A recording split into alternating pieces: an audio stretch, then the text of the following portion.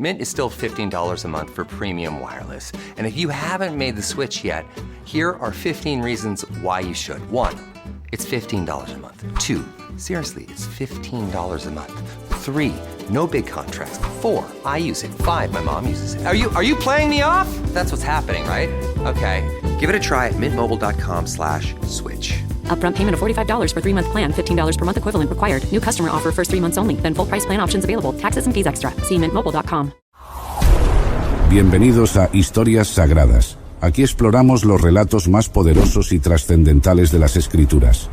Hoy les tenemos 3 impactantes historias que nos ayudarán a entender la crucifixión de Jesús.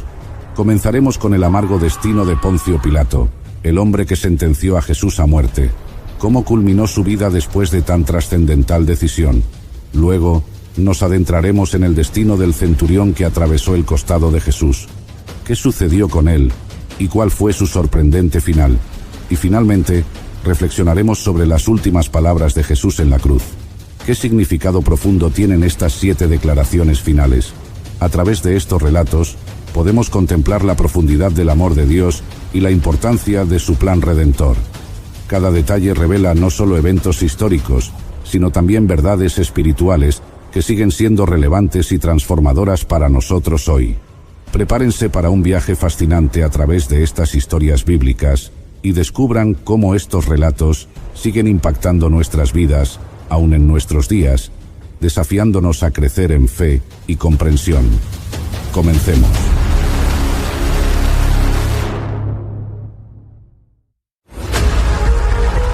La historia de Poncio Pilato, el gobernador romano enredado en la crucifixión de Jesucristo, teje una narrativa que trasciende el significado religioso para convertirse en una indagación histórica y moral convincente. Desde las decisiones misteriosas que rodean a Barrabás y Cristo hasta la imagen inquietante de Pilato lavándose las manos, su historia se despliega en el contexto de una era tumultuosa, marcada por choques culturales, tensiones religiosas y el peso del poder político. En esta exploración, profundizamos en las decisiones de vida y el destino final de Poncio Pilato, con el objetivo de desentrañar el enigma que envuelve a esta figura clave en la historia bíblica. El nombre de Poncio Pilato aparece a menudo en los relatos de la crucifixión de Jesucristo en la Biblia. Fue el 5º gobernador de la provincia romana de Judea y sirvió bajo el emperador Tiberio desde el 26 d.C. hasta el 36 d.C. Poncio Pilato jugó un papel crucial en los eventos bíblicos mencionados en el Nuevo Testamento. La decisión desconcertante de Poncio Pilato, en la que permitió a los judíos seleccionar la liberación de Barrabás, un criminal notorio en Judea, en lugar de Jesús, a quien sabía que estaba falsamente acusado, dejó una marca indeleble en su legado, envuelta en un misterio que sigue siendo difícil de desentrañar. A pesar de que su esposa soñó con Jesús la noche anterior y le aconsejó que no se involucrara con él, Pilato terminó entregando a Cristo para ser crucificado después de que el pueblo eligió a Barrabás. Pilato hizo el gesto de lavarse las manos, indicando que no tenía nada que ver con esa decisión injusta, pero esto no pudo salvarlo de su destino. Por esa razón, en este video discutiremos la vida y la trágica muerte de Poncio Pilato. ¿Quién era? ¿Cómo ascendió al poder? ¿Por qué se lavó las manos y permitió que Jesús fuera crucificado? ¿Y cuáles fueron las trágicas consecuencias de las decisiones equivocadas que tomó? Por favor, quédate conmigo hasta el final, ya que te sorprenderá el final de su historia. Pero primero, hazme un pequeño favor pulsando el botón de me gusta para apoyar el canal y también suscribiéndote. Esto te ayudará a no perderte ninguna actualización cuando subamos un nuevo video. Bienvenidos. Ahora, para comprender ampliamente a este hombre, veámoslo de esta manera. El Imperio Romano conquistó y ocupó la región de Judea en el 63 a.C., poniéndola bajo el dominio romano. Esta ocupación fue resentida por muchos judíos que se oponían a la dominación extranjera y anhelaban la independencia política. Los romanos y los judíos tenían prácticas culturales y religiosas distintas. Los romanos eran politeístas, adorando un panteón de dioses, mientras que los judíos eran monoteístas, creyendo en un solo Dios. Esta división cultural y religiosa llevó a choques de creencias y prácticas. El Imperio Romano impuso fuertes impuestos a sus provincias incluyendo Judea, para financiar sus vastos gastos militares y administrativos. La carga de la tributación, junto con otros tributos, fue una fuente de descontento entre la población judía. Los gobernadores y prefectos romanos, como Poncio Pilato, fueron nombrados para supervisar las provincias. Su autoridad incluía mantener el orden, recaudar impuestos y asegurar la lealtad al Imperio Romano. La manera en que estos funcionarios ejercían su poder a veces provocaba conflictos con la población local. Los romanos a veces mostraban insensibilidad cultural hacia las prácticas religiosas judías. Por ejemplo, los intentos de instalar emblemas o estatuas romanas en Jerusalén, que contradecían las creencias religiosas judías contra las imágenes esculpidas, provocaron indignación y protestas. Hubo levantamientos esporádicos y movimientos de resistencia entre la población judía contra el dominio romano. Grupos como los celotes buscaban resistir la autoridad romana a través de la rebelión armada, contribuyendo a una atmósfera de tensión e inestabilidad. La religión de los judíos jugó un papel significativo. Creían en un pacto especial con Dios y resentían cualquier interferencia extranjera en sus asuntos religiosos.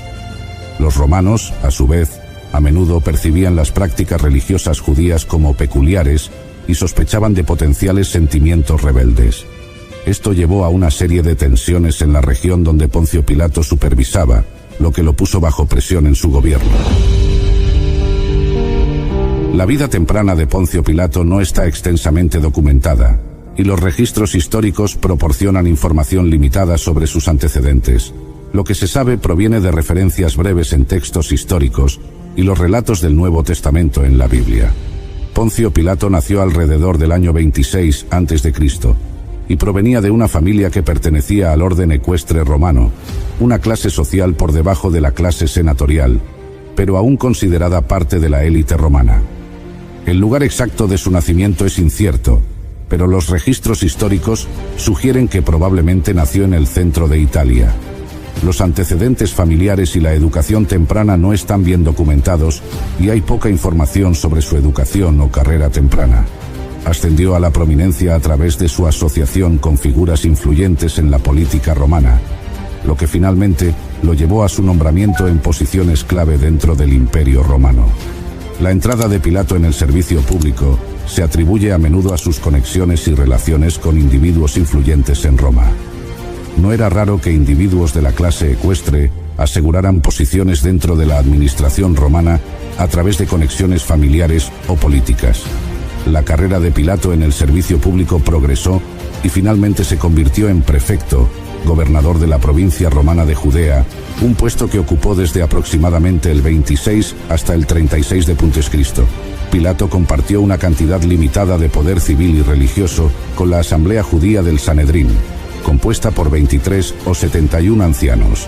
Como prefecto de Judea, era responsable de la administración civil general de la provincia. Esto incluía la aplicación de la ley romana, el mantenimiento del orden público y la administración de justicia.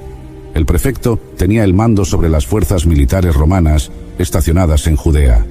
Esta autoridad le permitía usar el poder militar para mantener el orden, suprimir rebeliones y abordar cualquier amenaza al dominio romano. Pilato supervisaba la recaudación de impuestos y tributos de la población de Judea, un aspecto crucial del gobierno romano, ya que los ingresos generados de las provincias ayudaban a sostener el vasto imperio romano.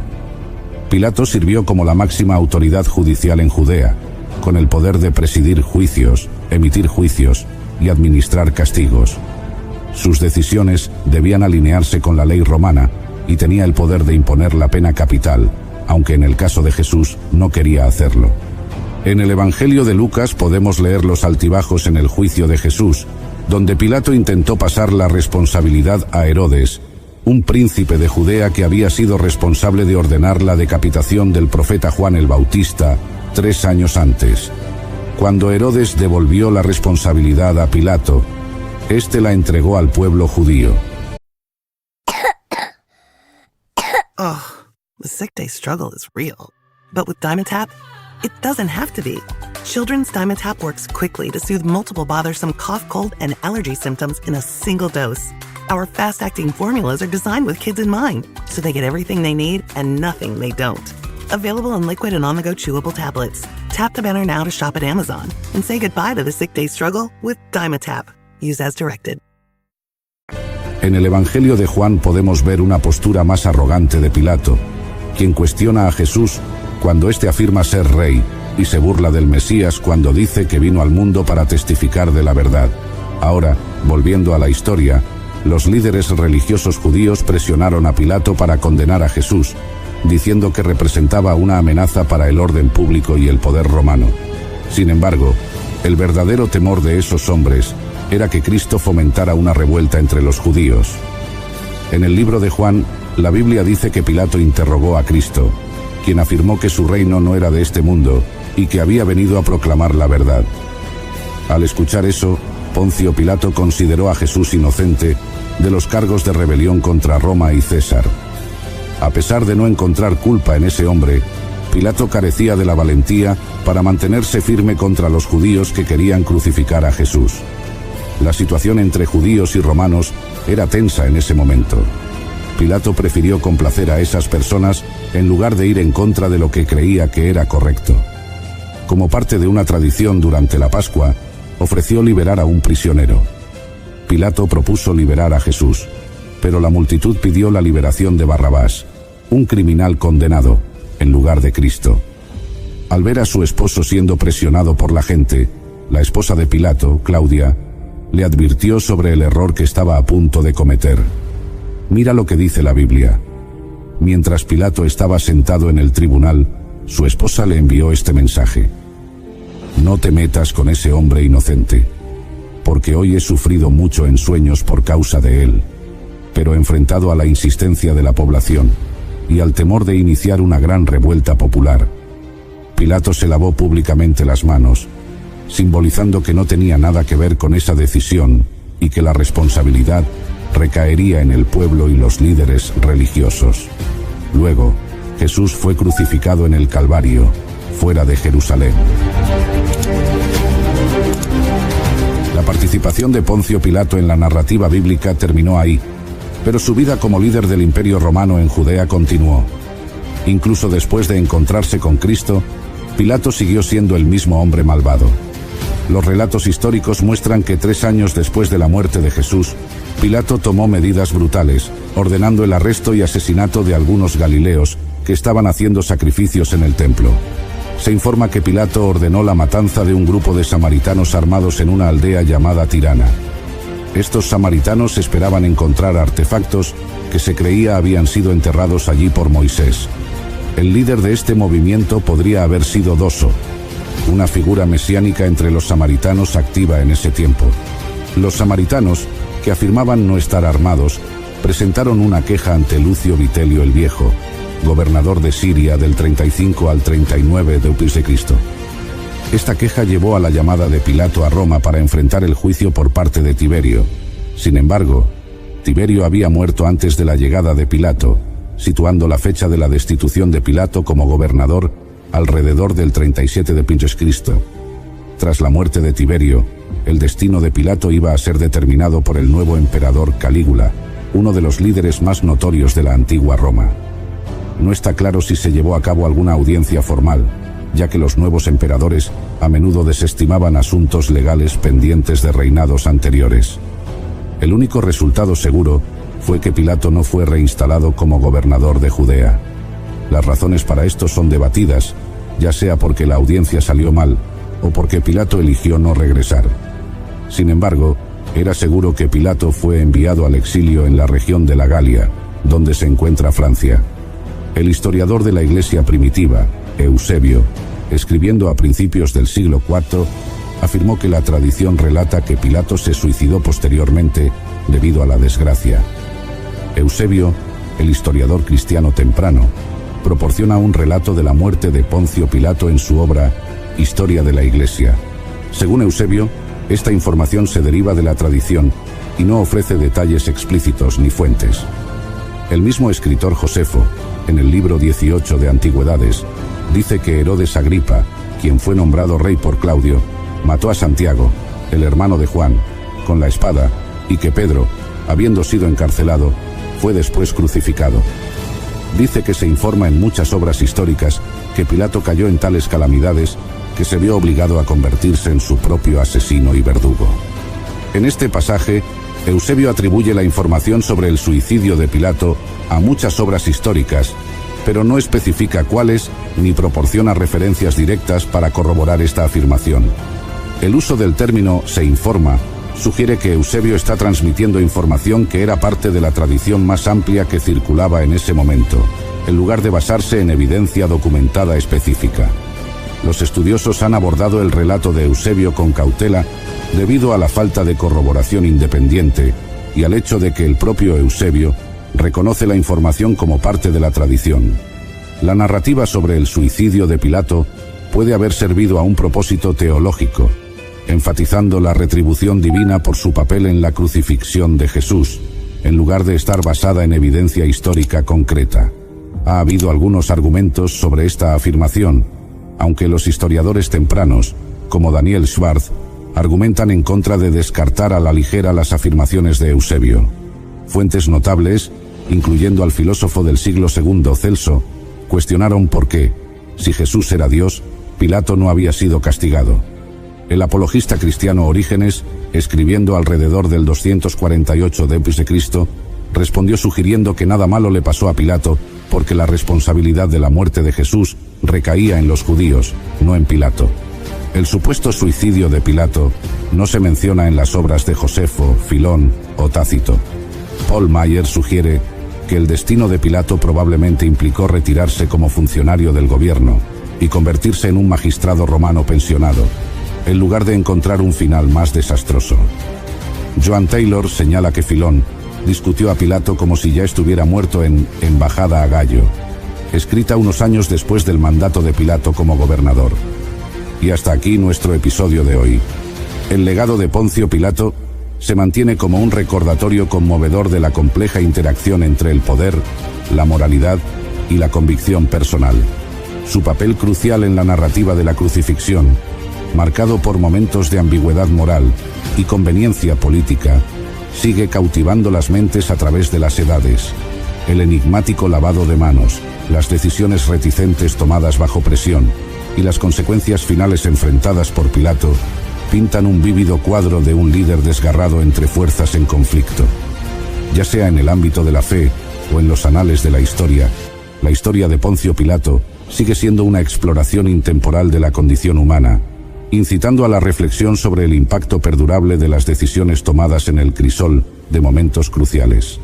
Gracias por acompañarnos en esta profunda exploración sobre la vida y el destino de Poncio Pilato. A través de su historia, hemos visto cómo las decisiones, la moralidad y el poder pueden entrelazarse de maneras complejas y a menudo trágicas. Pilato, una figura clave en la crucifixión de Jesús, nos deja con lecciones sobre la responsabilidad, el coraje y las consecuencias de nuestras acciones. Esperamos que esta narración te haya proporcionado una comprensión más amplia y enriquecida de este personaje histórico y bíblico. Su legado nos invita a reflexionar sobre nuestras propias decisiones y el impacto que pueden tener en la historia y en nuestras vidas. En aquel día sombrío y crucial en la historia, yo, un centurión romano, estaba presente supervisando la crucifixión de Jesús. Era un soldado endurecido por la guerra, acostumbrado a la brutalidad y la muerte, pero algo en ese evento específico estaba a punto de cambiar mi vida para siempre. Mi responsabilidad era garantizar que la ejecución ocurriera sin problemas. Estaba acostumbrado a seguir órdenes rígidas y a mantener el orden en medio del caos. Sin embargo, ese día sería extraordinariamente diferente de cualquier otro que había experimentado. Yo soy el centurión romano que traspasó el costado de Jesús en la crucifixión, y esta es mi historia. Mi posición exigía un carácter frío y eficiente. Era responsable de 100 soldados, y mi ascenso en las filas del ejército romano se debió a mi valentía, inteligencia y habilidad para manejar situaciones extremas. El papel que desempeñaba requería una capacidad para separar mis emociones del deber. No obstante, los eventos de ese día desafiarían esa separación, obligándome a confrontar mis propias creencias y emociones. Mientras observaba a Jesús ser llevado a la crucifixión, no podía ignorar la dignidad con la que enfrentaba su muerte inminente. estaba acostumbrado a ver a hombres suplicar por sus vidas, maldecir a sus verdugos o sucumbir a la desesperación. Sin embargo, Jesús mantenía una calma impresionante incluso mientras era torturado y ridiculizado. Esa serenidad comenzó a sembrar una semilla de duda y curiosidad en mi corazón. La multitud que asistía a la crucifixión estaba en frenesí, instigada por los líderes religiosos que querían ver a Jesús muerto. Para mí, eso era solo otro día de trabajo, otra ejecución para mantener la paz romana. La tarea de supervisar crucifixiones era para mí una rutina sombría, pero necesaria para mantener el orden y la autoridad del Imperio Romano. La crucifixión de Jesús, no obstante, comenzó a destacar de todas las demás que había presenciado. Durante el juicio, el sumo sacerdote desafió a Jesús a declararse el Hijo de Dios. Jesús, con firmeza, confirmó, causando un impacto profundo en mí que presenciaba todo. «Tú lo has dicho», respondió Jesús. Esta declaración fue un punto de inflexión. El sumo sacerdote rasgó sus vestiduras, acusando a Jesús de blasfemia, lo que llevó a su condena. Presente durante este intercambio, vi la calma y la autoridad con que Jesús respondió a las acusaciones. No se defendió ni suplicó por misericordia. En cambio, afirmó su identidad divina, sabiendo que eso sellaría su destino. Este comportamiento contrastaba fuertemente con el de otros condenados, que a menudo recurrían a la desesperación o la negación. Jesús fue llevado al pretorio, donde los soldados se reunieron a su alrededor, burlándose e infligiendo un dolor indescriptible. Lo desnudaron, le pusieron un manto escarlata y trenzaron una corona de espinas colocándola en su cabeza. Luego le dieron una caña simbolizando un cetro y se arrodillaron ante él en burla diciendo: «Salve, Rey de los judíos». Le escupían, tomaban la caña y golpeaban su cabeza repetidamente. Observando todo esto, no pude evitar notar la dignidad de Jesús ante tanta humillación. Cualquier otro hombre habría suplicado por misericordia o gritado de dolor, pero Jesús se mantuvo en silencio, soportando el sufrimiento con una tranquilidad que desafiaba la comprensión humana. A medida que Jesús enfrentaba más humillaciones y torturas, su respuesta permanecía constante. No maldijo a sus verdugos ni intentó escapar. En cambio, continuó demostrando una fuerza tranquila que desafiaba mi comprensión. Esa fuerza no era física sino espiritual, y comenzaba a despertar una nueva percepción en mí, un soldado endurecido. La multitud, incitada por los líderes religiosos, exigía la crucifixión de Jesús. Pilato, cediendo a la presión, entregó a Jesús a los soldados. Nuevamente vi la calma de Jesús en medio del caos. «Crucifícalo, crucifícalo», resonaban los gritos de la multitud, mientras Pilato se lavaba las manos, simbolizando su intento de eximirse de la culpa por la condena de un hombre inocente. Estaba acostumbrado a la violencia y la sed de sangre de las multitudes. Había visto muchas veces a las masas exigir la muerte de los condenados. Sin embargo, la intensidad del odio dirigido a Jesús era inusual. Sabía que los líderes religiosos estaban detrás de eso, manipulando a la multitud para asegurar la ejecución de Jesús. Esa manipulación no era nueva, pero el blanco de su odio era lo que me perturbaba.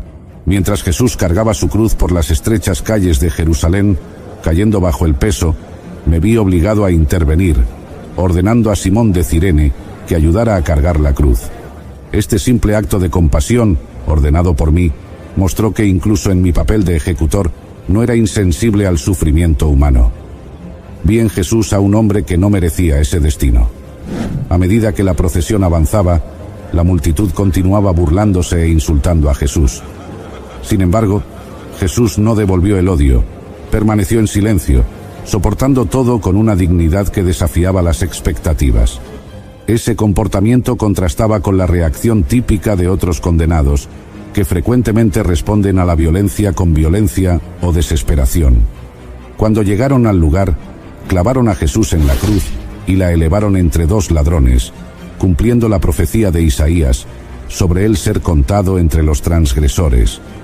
La multitud continuaba burlándose de él, y los líderes religiosos lo desafiaban a bajar de la cruz si realmente era el Hijo de Dios. Incluso uno de los criminales crucificados a su lado se unió a las burlas de la multitud. pero Jesús permaneció en silencio, demostrando una fuerza interior que confundía a sus ejecutores. Mientras Jesús era clavado en la cruz, no expresó odio ni ira. Por el contrario, pidió al Padre que perdonara a aquellos que lo crucificaban, incluyendo a mí mismo. Padre, perdónales porque no saben lo que hacen.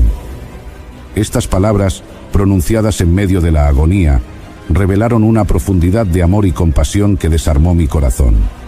Acostumbrado a escuchar gritos de dolor y maldiciones, me sorprendió esta oración. Nunca antes había presenciado a un hombre, especialmente uno que estaba siendo ejecutado de manera tan cruel, pedir perdón para sus verdugos. Esta demostración de misericordia comenzó a romper la dureza de mi corazón, plantando en mí una semilla de duda sobre todo lo que había conocido y creído. A medida que las horas pasaban, la naturaleza también comenzó a reaccionar al sufrimiento de Jesús. La oscuridad cayó sobre la tierra al mediodía, durando hasta las 3 de la tarde. Este fenómeno sobrenatural aumentó el sentimiento de pavor y reverencia entre los presentes. Viendo la creación reaccionar de manera tan dramática, me vi obligado a reconocer que algo mucho más grande estaba sucediendo. La oración de Jesús, pidiendo perdón para sus verdugos, resonaba en mi mente. Nunca antes había oído a alguien orar por sus enemigos de esa manera. Esta demostración de amor y compasión contrastaba fuertemente con la brutalidad del acto de crucifixión. Comencé a preguntarme quién era este hombre que podía amar tan profundamente incluso en medio de la tortura. Mientras los soldados echaban suertes, Jesús continuaba sufriendo en silencio, mostrando una resistencia y una serenidad que desafiaban la comprensión humana. Para mí, cada momento aumentaba mi convicción de que este no era un hombre común. Reflexionaba sobre las historias y los milagros que había oído sobre Jesús, y me preguntaba cómo alguien con tanto poder y compasión podía ser condenado a muerte. Y Jesús, clamando otra vez con gran voz, entregó el Espíritu. Y he aquí que el velo del templo se rasgó en dos, de arriba a abajo. La tierra tembló, y las piedras se partieron. Estos eventos físicos reflejaban la magnitud espiritual de lo que estaba ocurriendo. El velo del templo, que separaba el lugar santísimo, fue rasgado, simbolizando la nueva alianza entre Dios y la humanidad a través del sacrificio de Jesús. Era viernes, y al día siguiente sería la fiesta de la Pascua, una celebración sagrada para los judíos. Los jefes judíos no querían que en el día sábado los 3 hombres siguieran colgados en las cruces, porque ese sería un sábado muy especial. Con gran urgencia pidieron a Pilato ordenar que se les quebraran las piernas a los 3 hombres para acelerar su muerte, y así poder retirar los cuerpos antes del anochecer. Los soldados, siguiendo las órdenes, fueron y les quebraron las piernas a los 2 que habían sido clavados junto a Jesús. Pero cuando llegaron a Jesús, se dieron cuenta de que ya había muerto. Había una calma extraña en su semblante, una paz que sobrepasaba todo entendimiento. Por eso no le quebraron las piernas, cumpliendo sin saberlo las antiguas profecías. Y fue entonces cuando me acerqué a Jesús. Con mi lanza en mano, perforé su costado para asegurarme de su muerte. Al instante, salió sangre y agua, un signo claro de que su sufrimiento había terminado. Pero ese acto simple y brutal resonó en mi corazón de una manera que no puedo explicar. Todo esto sucedió para que se cumpliera lo que dice la Biblia. No le quebrarán ningún hueso. En otra parte, la Escritura también dice: mirarán al que atravesaron con una lanza. De repente, la tierra tembló y una oscuridad sobrenatural cubrió el cielo. Estos signos cósmicos nos conmovieron profundamente a mí y a los soldados que custodiábamos a Jesús. Nunca habíamos presenciado algo semejante. Desde la hora 6 hasta la hora 9 hubo tinieblas sobre toda la tierra. Este fenómeno sobrenatural aumentó el sentimiento de pavor y reverencia entre nosotros, dejando claro que la crucifixión de Jesús era un evento extraordinario.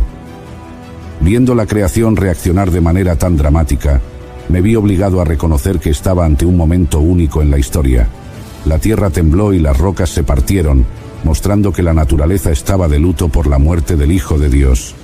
Para entonces, mis hombres y yo estábamos llenos de miedo. Estábamos acostumbrados a lidiar con el peligro y la muerte, pero esta experiencia era diferente. No solo estábamos presenciando una ejecución, estábamos siendo testigos de una manifestación del poder divino. Al ver el terremoto y las cosas que habían sucedido, mis compañeros y yo, llenos de miedo y asombro, dijimos: en verdad, este era el Hijo de Dios. Era una confesión que nacía del alma, un reconocimiento de la divinidad de aquel hombre que habíamos crucificado. Muchas mujeres, que desde Galilea habían seguido a Jesús para servirlo, estaban allí mirando de lejos. Entre ellas estaban María Magdalena, María la madre de Jacobo y de José, y la madre de los hijos de Zebedeo. Ellas observaban con el corazón lleno de dolor, pero su presencia silenciosa y fiel daba testimonio del amor y la dedicación que Jesús había inspirado en sus seguidores. Yo fui testigo de todo esto, y sé que es cierto. Vi con mis propios ojos la serenidad de Jesús, sentí en mi corazón la verdad de sus palabras, y presencié los signos divinos que acompañaron su muerte. Cuento la verdad para que ustedes crean. Yo, un centurión romano, fui testigo de la crucifixión de Jesús. No murió por las rocas, sin embargo, las rocas fueron más tiernas que nuestros corazones, por quienes Él derramó su sangre. Vi todo lo que sucedió ese día y al final no pude evitar declarar: verdaderamente, este era el Hijo de Dios. Esta confesión no fue solo por las señales externas como la oscuridad y el terremoto, sino también por lo que observé en Jesús durante todo el proceso de tortura y crucifixión. Yo, un hombre acostumbrado a la brutalidad de la guerra y la muerte, fui profundamente conmovido por lo que vi y oí ese día. Vi la dignidad, la compasión y el amor de Jesús, incluso en medio de la agonía. Esto contrastaba fuertemente con la brutalidad y la crueldad que yo estaba acostumbrado a ver en otras ejecuciones. Mi proclamación fue un acto de valentía y fe. Estaba rodeado por soldados y líderes religiosos que habían condenado a Jesús a muerte, pero aún así, declaré mi creencia en su divinidad. Ese fue un hito en mi vida, un momento de transformación que me llevó a reconocer la verdad sobre quién era Jesús. Mi declaración también fue un testimonio para aquellos que estaban presentes. La confesión de un soldado romano endurecido por la batalla dio credibilidad a la divinidad de Jesús. La muerte de Jesús comenzó a tener un impacto inmediato, tocando mi corazón, que estaba allí para supervisar su ejecución. Comencé el día como un ejecutor, pero lo terminé como un creyente. A medida que las horas pasaban, reflexioné sobre los acontecimientos. Pensé en el significado de las palabras de Jesús y en el impacto de los eventos que presencié. La oración de Jesús pidiendo perdón para nosotros, sus verdugos, los signos sobrenaturales y la serenidad de Jesús ante la muerte. Estos momentos continuaron resonando en mi mente, y cada momento de ese día reforzó mi convicción de que había presenciado algo extraordinario. Mi mente estaba llena de preguntas. ¿Quién era este hombre que ayudé a crucificar? ¿Cómo podía alguien soportar tanto dolor y humillación con tanta dignidad? ¿Por qué la naturaleza respondió tan dramáticamente a su muerte? Estas preguntas comenzaron a consumir mis pensamientos, llevándome a buscar respuestas. Las palabras de Jesús al sumo sacerdote, afirmando que él vería al Hijo del Hombre sentado a la derecha del poder y viniendo sobre las nubes del cielo, resonaban en mi mente. Empecé a darme cuenta de que la crucifixión no era el final, sino el comienzo de algo mucho mayor. Acostumbrado a lidiar con la muerte, comencé a vislumbrar la promesa de vida eterna a través de Jesús. Mientras reflexionaba, no pude evitar pensar en la responsabilidad que cargaba. Había supervisado la ejecución de un hombre justo, un hombre que ahora creía que era el Hijo de Dios. Ese peso de responsabilidad comenzó a transformar mi visión de mí mismo y del mundo a mi alrededor. Ya no era solo un soldado romano, ahora era alguien que había sido tocado por la verdad divina. Algo dentro de mí empezó a cambiar. Yo, un soldado endurecido por la guerra y la muerte, sentí mi corazón ser tocado por el mensaje de amor y perdón de Jesús. La brutalidad que había presenciado y participado a lo largo de mi carrera ahora parecía vacía y sin sentido ante la compasión y la misericordia que Jesús demostró en la cruz. Comencé a sentir una nueva conciencia espiritual despertando dentro de mí. Había visto a muchos hombres morir, pero la muerte de Jesús era diferente. Había una santidad y una paz en la forma en que Jesús enfrentó su ejecución que era imposible de ignorar.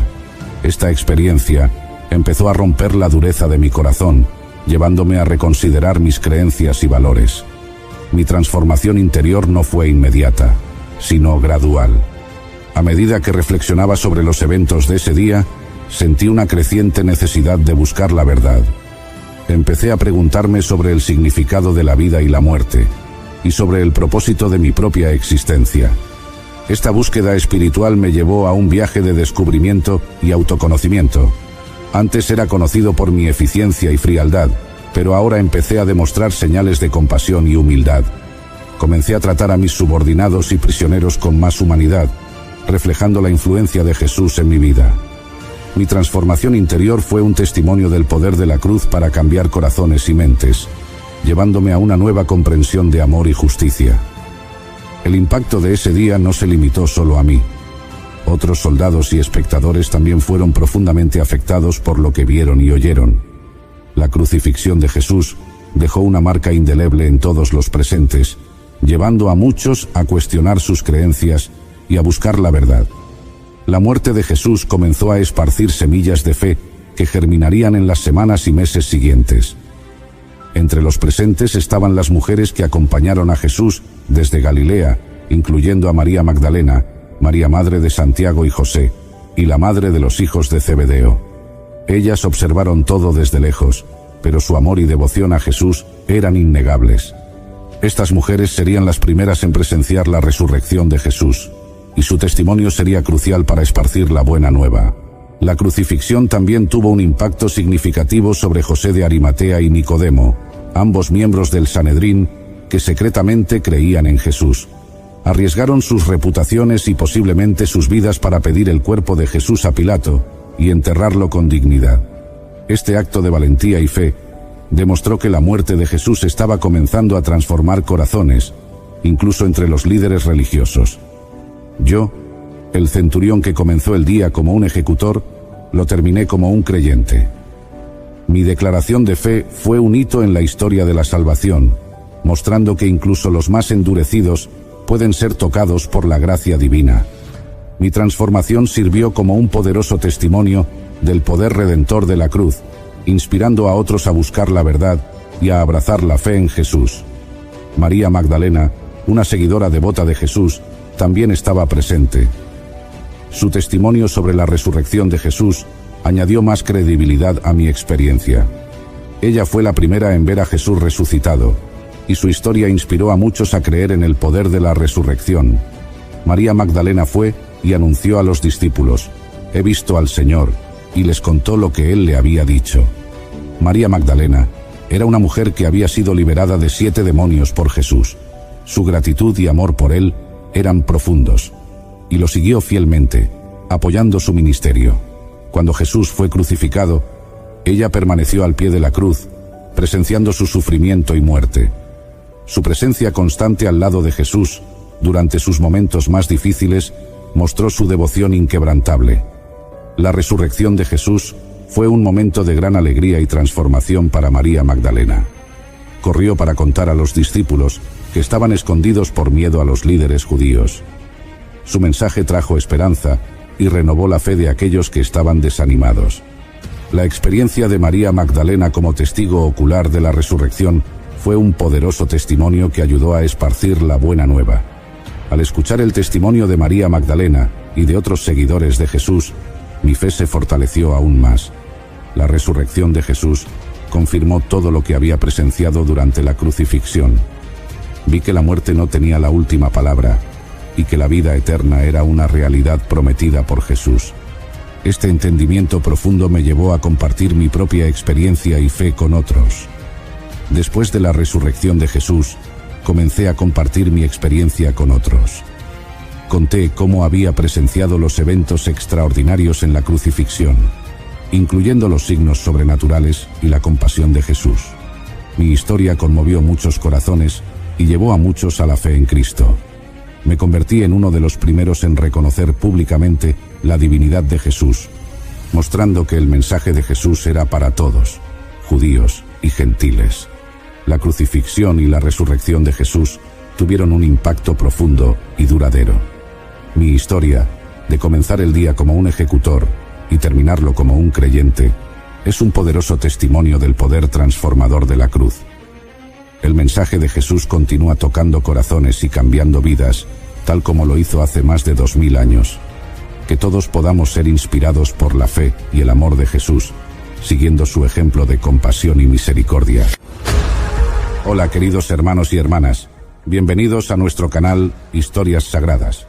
Hoy nos sumergiremos en un tema de gran profundidad y significado: las últimas 7 palabras que Jesús pronunció en la cruz. Estas palabras no solo marcaron el cumplimiento de muchas profecías, sino que también contienen poderosas enseñanzas para nuestras vidas. Jesús nos dejó estas 7 frases en la cruz. Cada una de ellas está llena de sabiduría y amor. Les aseguro que al conocer y reflexionar sobre estas palabras, encontrarán un tesoro espiritual invaluable. Por eso en este video, quiero profundizar en cada una de estas palabras o frases.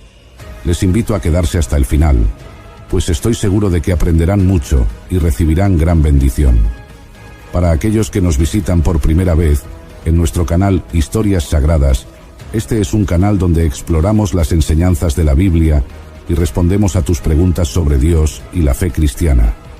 Si aún no lo has hecho, te invito a suscribirte y a activar la campana de notificaciones para que no te pierdas ninguno de nuestros videos. Sin más preámbulos, vamos a comenzar con la primera de las 7 palabras de Jesús en la cruz. Prepárense para adentrarse en aguas profundas y descubrir las poderosas enseñanzas de nuestro Señor y Salvador.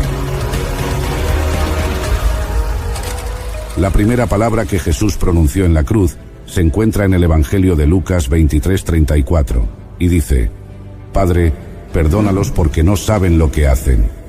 Imaginemos por un momento la escena en el Gólgota, el Salvador del mundo colgado en una cruz, sufriendo un dolor indescriptible, rodeado de soldados que lo han golpeado, escupido y burlado.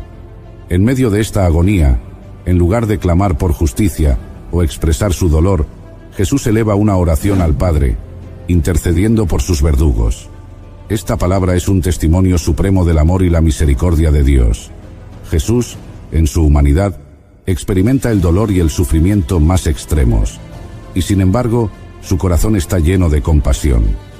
Al decir, Padre, perdónalos, no solo está pidiendo perdón para los soldados romanos que lo crucificaron, sino para todos aquellos que participaron en su condena y ejecución, incluyendo a los líderes religiosos y al pueblo que pidió su muerte. En un sentido más amplio, esta oración abarca a toda la humanidad, porque todos, en nuestra condición pecaminosa, somos responsables del sufrimiento de Cristo. Jesús nos muestra que el perdón es posible incluso en las circunstancias más difíciles. Él nos enseña que el amor de Dios no tiene límites y que su gracia es suficiente para cubrir todos nuestros pecados. La frase, porque no saben lo que hacen, revela una profunda verdad sobre la naturaleza humana. La ignorancia espiritual es una condición que todos hemos experimentado. Muchas veces, actuamos en contra de la voluntad de Dios sin comprender plenamente las consecuencias de nuestros actos. Jesús, al interceder por sus verdugos, nos muestra que el camino hacia la reconciliación con Dios comienza con el reconocimiento de nuestra ignorancia y la necesidad de su perdón. Además, esta palabra nos llama a seguir el ejemplo de Cristo en nuestras propias vidas. Nos invita a perdonar a aquellos que nos han herido, incluso cuando no lo merecen.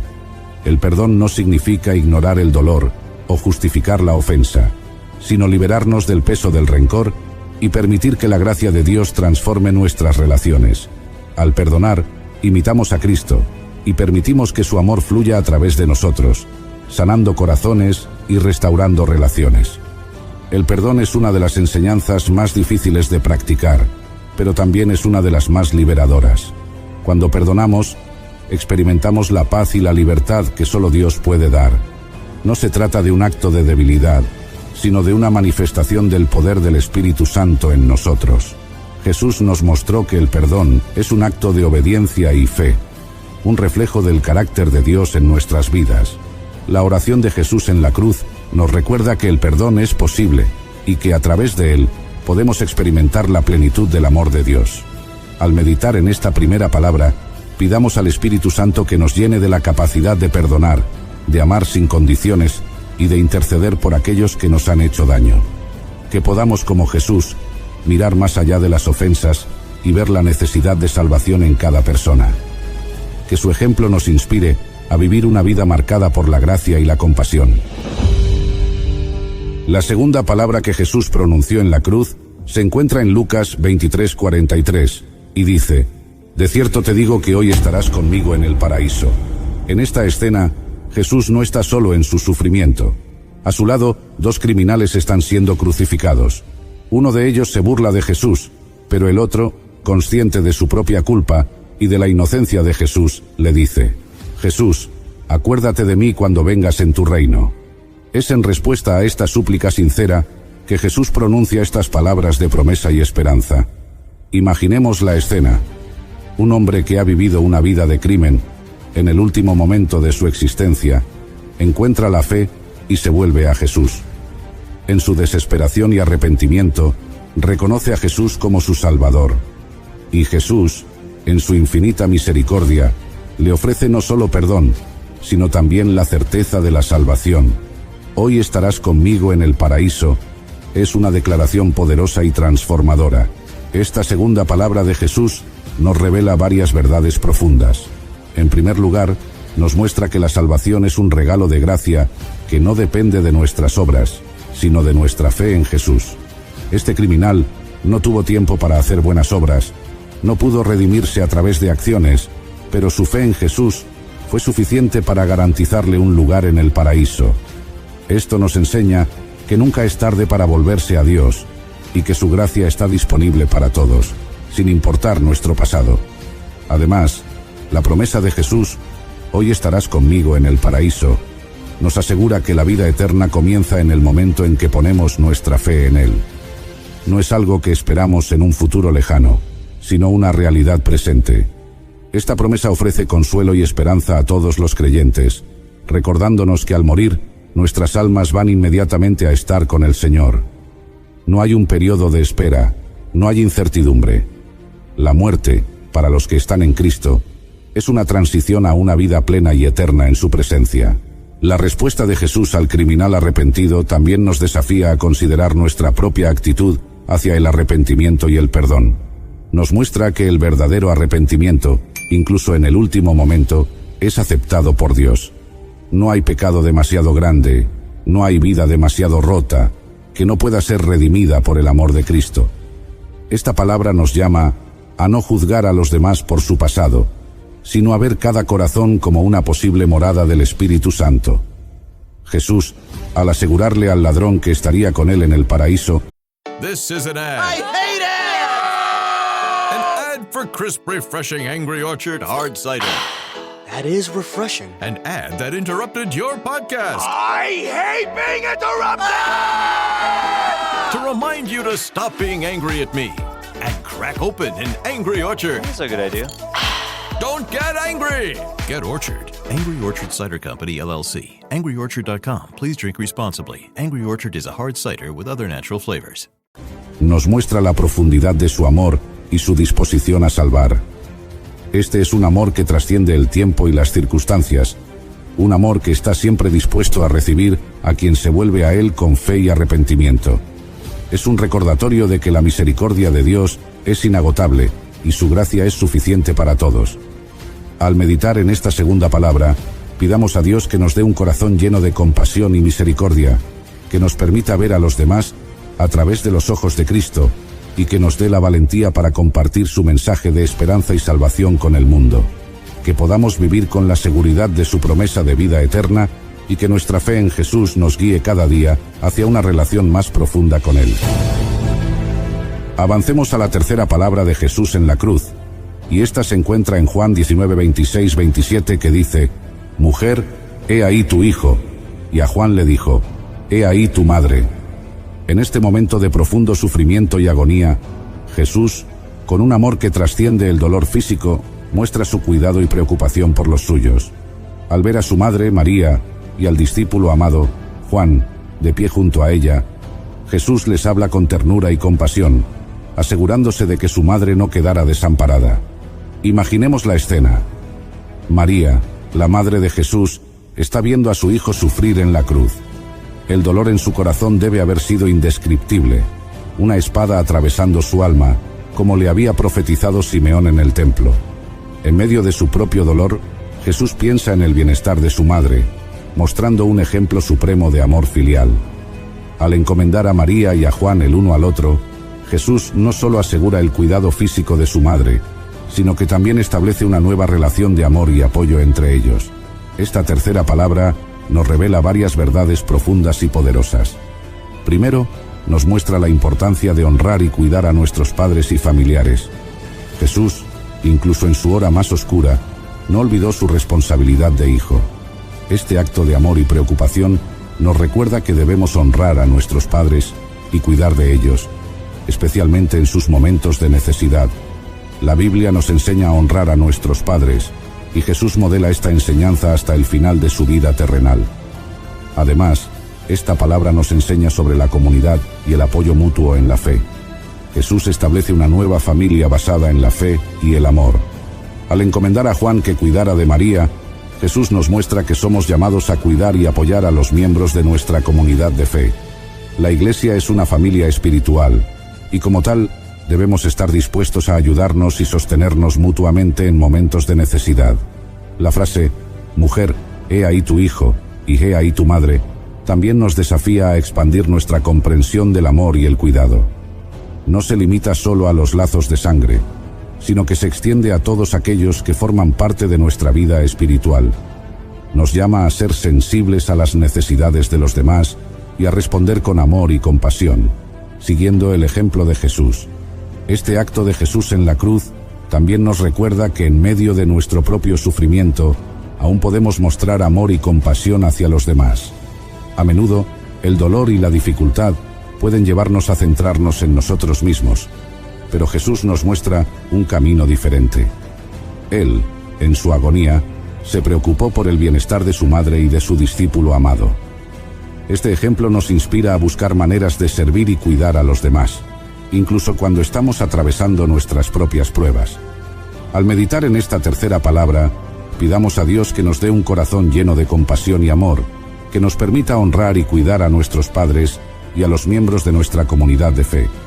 Que podamos seguir el ejemplo de Jesús, mostrando amor y cuidado incluso en medio de nuestras propias pruebas, y que nuestra vida sea un reflejo del amor incondicional de Dios. Avancemos a la cuarta palabra de Jesús en la cruz, que se encuentra en Mateo 27:46, y dice: Dios mío, ¿por qué me has desamparado?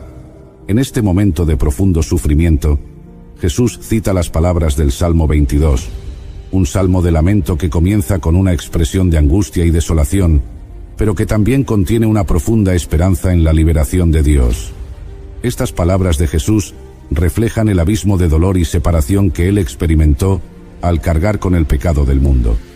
Imaginemos la escena: Jesús, colgado en la cruz, llevando sobre sus hombros el peso de todos los pecados de la humanidad. La luz del día se oscurece, y el Hijo de Dios se encuentra en una profunda soledad. Este grito de desamparo revela la magnitud del sacrificio de Jesús. En su humanidad, experimentó una separación de Dios, el Padre, algo que nunca antes había conocido. Este momento es el clímax del sufrimiento de Jesús, un sufrimiento que él asumió voluntariamente por amor a nosotros. Dios mío, ¿por qué me has desamparado? Es una declaración que resuena con la experiencia humana de sentirse abandonado y solo. Todos hemos pasado por momentos en los que sentimos que Dios está distante, que nuestras oraciones no son escuchadas y que estamos solos en nuestro dolor. Jesús, al pronunciar estas palabras, se identifica con nuestra humanidad y con nuestros momentos más oscuros. Él conoce nuestro sufrimiento porque él mismo lo ha vivido. Esta cuarta palabra nos revela varias verdades profundas. Primero, nos muestra la gravedad del pecado y sus consecuencias. El pecado crea una separación entre nosotros y Dios, una separación que Jesús experimentó en nuestro lugar. Al tomar sobre sí nuestros pecados, Jesús experimentó la desolación que el pecado causa. Este sacrificio nos ofrece la oportunidad de reconciliación con Dios, una reconciliación que no podríamos lograr por nosotros mismos. Además, esta palabra nos enseña sobre la fidelidad de Dios incluso en medio del desamparo. Aunque Jesús se sintió desamparado, su grito fue una oración dirigida a Dios. incluso en su angustia, Jesús no dejó de confiar en el Padre. Esto nos enseña que, en nuestros momentos de mayor desesperación, podemos clamar a Dios, confiando en que Él está presente y escucha nuestras oraciones. Aunque no siempre entendamos sus caminos, podemos tener la certeza de que Dios está con nosotros. Al meditar en esta cuarta palabra, pidamos a Dios que nos fortalezca en nuestros momentos de desamparo, que nos dé la fe para clamar a Él y la esperanza para esperar en su liberación, que podamos encontrar consuelo en la certeza de que Jesús ha llevado nuestro sufrimiento y que a través de su sacrificio tenemos acceso a la presencia y al amor de Dios. Ahora, avancemos. La quinta palabra que Jesús pronunció en la cruz se encuentra en Juan 19:28 y dice: «Tengo sed». Estas palabras breves, pero cargadas de significado, nos revelan tanto la humanidad de Jesús como el cumplimiento de las Escrituras. Jesús, en su sufrimiento físico extremo, expresa una necesidad básica y universal: la sed. Pero esta declaración va más allá del mero deseo de agua. En ella se entrelazan la profecía, el sacrificio y la misión redentora de Cristo. Imaginemos la escena. Jesús, después de horas de tortura y crucifixión, está deshidratado y débil. Su cuerpo está al borde del colapso, y en medio de este sufrimiento, Él dice: «Tengo sed». Esta frase cumple la profecía del Salmo 22:15 que dice: «Como un tiesto se secó mi vigor, y mi lengua se pegó a mi paladar». También nos recuerda el Salmo 69:21: «En mi sed me dieron a beber vinagre». Al pronunciar estas palabras, Jesús está mostrando que todas las Escrituras se cumplen en Él, incluso en los detalles más pequeños de su sufrimiento. «Tengo sed» también nos revela la plena humanidad de Jesús. Aunque Él es el Hijo de Dios, en la cruz experimentó el sufrimiento humano en toda su magnitud. Esta declaración nos recuerda que Jesús no fue inmune al dolor y a las necesidades físicas. Él se hizo hombre y compartió nuestras debilidades para poder ser nuestro perfecto Salvador. En su sed, Jesús se identifica con todas las personas que sufren y tienen necesidades. Nos muestra que Dios entiende nuestras luchas y está con nosotros en nuestros momentos de necesidad. Pero la sed de Jesús también tiene un significado espiritual profundo. Durante su ministerio, Jesús habló de sí mismo como el agua viva que sacia la sed espiritual de la humanidad. En Juan 4:14, Jesús dice: «Pero el que beba del agua que yo le daré, no tendrá sed jamás». En la cruz, Jesús, el que da el agua de vida, experimenta la sed. Esto simboliza la carga de todos los pecados y el vacío espiritual que Él llevó en nuestro lugar. Su sed en la cruz es una señal de su sacrificio para que nosotros nunca más tengamos que experimentar la sed espiritual. Esta palabra también nos invita a reflexionar sobre nuestra propia sed espiritual. Todos tenemos una sed interior, un anhelo profundo de significado, propósito y conexión con Dios. Jesús, en la cruz, satisface esa sed ofreciendo su vida por nosotros. Al reconocer nuestra propia sed y venir a Jesús, podemos encontrar la plenitud y la satisfacción que solo Él puede ofrecer. Él es el agua viva que sacia nuestras almas y nos da vida eterna. Al meditar en esta quinta palabra, pidamos a Dios que nos llene de su agua viva, que sacie nuestra sed espiritual y que nos ayude a reconocer y responder a las necesidades de los demás. Que podamos ser instrumentos de su amor y gracia, llevando alivio y esperanza a aquellos que están sedientos y necesitados. Que nuestra vida refleje la compasión de Jesús, quien en su sufrimiento pensó en nosotros y se ofreció como el agua de vida eterna. Continuemos con la sexta palabra de Jesús en la cruz que se encuentra en Juan 19:30 y dice: «Consumado es». Esta frase, corta pero poderosa, marca la culminación de la misión redentora de Jesús. En estas palabras, Jesús declara que su obra en la tierra ha sido completada. El propósito por el cual vino, la reconciliación de la humanidad con Dios, se ha cumplido. Consumado es, no es una expresión de derrota, sino un grito de victoria, una proclamación de que el plan de salvación ha sido llevado a cabo perfectamente. Imaginemos la escena. Jesús, después de horas de indescriptible sufrimiento, en el clímax de su dolor, reúne las fuerzas restantes para pronunciar estas palabras: «Consumado es». En el idioma original griego, esta frase es tetelestai, un término que se usaba en varios contextos. Se utilizaba cuando un trabajador completaba una tarea asignada, cuando una deuda era completamente pagada o cuando un sacrificio era ofrecido en cumplimiento de la ley. Para nosotros, encapsula todo lo que Jesús vino a hacer. Consumado es, significa que Jesús cumplió todas las profecías y requisitos de la ley. Desde el momento de su nacimiento hasta su muerte, cada paso de Jesús fue un cumplimiento perfecto del plan de Dios. Todo lo que se había predicho sobre el Mesías se realizó en él. La justicia de Dios fue satisfecha, el precio del pecado fue pagado en su totalidad y la puerta de la salvación fue abierta para todos.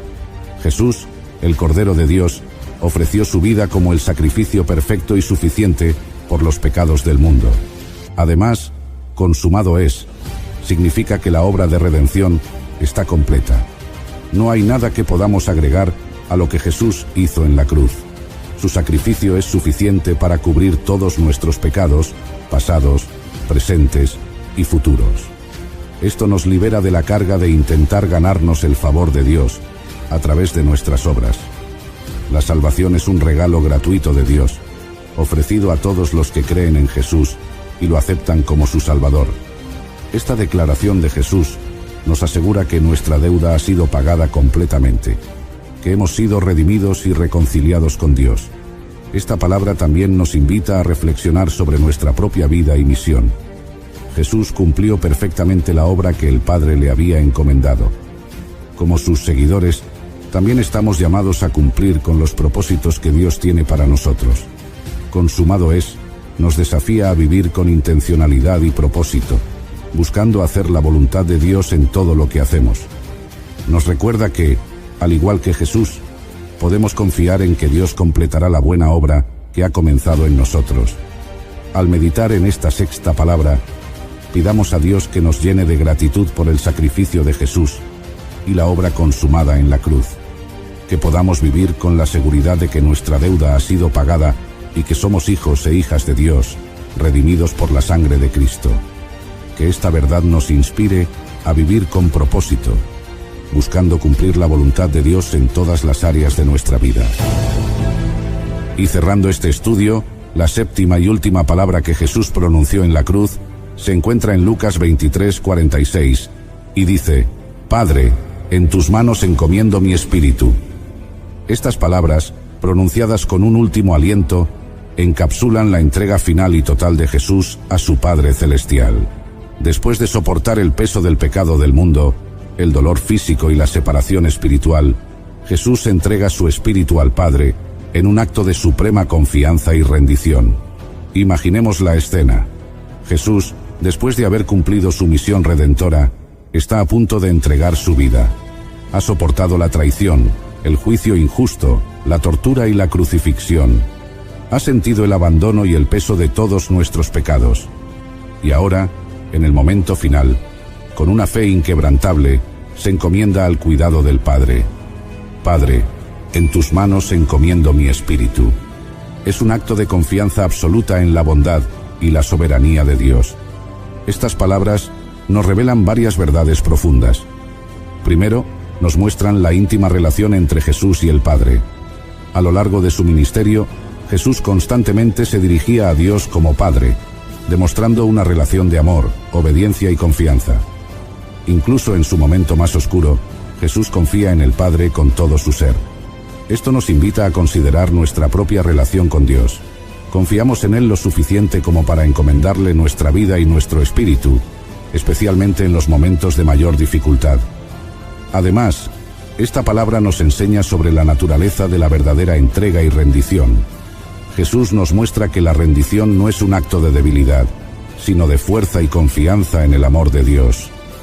Al entregar su espíritu al Padre, Jesús nos da un ejemplo de cómo vivir y morir en la fe. Nos invita a soltar el control y confiar en que Dios tiene un plan perfecto, incluso cuando no entendemos todo lo que está sucediendo. Padre, en tus manos encomiendo mi espíritu, también nos recuerda la esperanza de la resurrección. La muerte de Jesús no es el final, sino el comienzo de una nueva vida. Al entregar su espíritu al Padre, Jesús está anticipando su resurrección y su victoria sobre la muerte. Esto nos da esperanza de que, en Cristo, tenemos vida eterna. Podemos enfrentar la muerte con la certeza de que, como Jesús, seremos resucitados y viviremos para siempre en la presencia de Dios. Al meditar en esta séptima palabra, pidamos a Dios que nos dé la fe y la confianza para encomendar nuestras vidas a Él. Que podamos seguir el ejemplo de Jesús, viviendo con una rendición total y una confianza absoluta en el amor del Padre.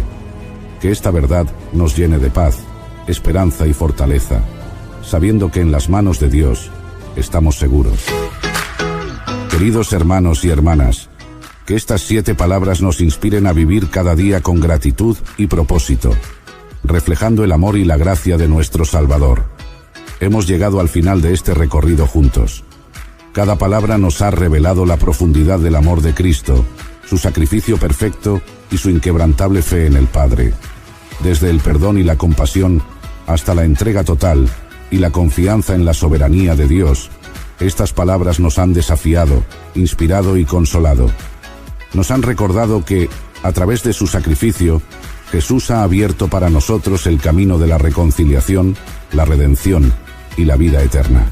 Al reflexionar sobre estas palabras, somos llamados a seguir el ejemplo de Jesús en nuestras propias vidas, a perdonar como Él perdonó, a confiar en el Padre como Él confió, a vivir con compasión y amor hacia los demás. Recordemos que la obra de Jesús en la cruz no solo fue un acto de redención, sino también un modelo de vida que estamos llamados a seguir. Que su ejemplo nos inspire a vivir con propósito, gratitud y una fe inquebrantable. Ahora, quiero hacer un llamado especial a todos ustedes que nos acompañan en este viaje espiritual. Si este mensaje ha tocado tu corazón, te invito a que te suscribas a nuestro canal Historias Sagradas. Al hacerlo, no solo estarás apoyando nuestra misión de compartir la palabra de Dios, sino que también te asegurarás de no perderte ninguno de nuestros futuros videos llenos de enseñanzas y reflexiones bíblicas. Si te ha gustado este video y has encontrado valor en estas reflexiones, por favor, dale me gusta y compártelo con tus amigos, familiares y seres queridos.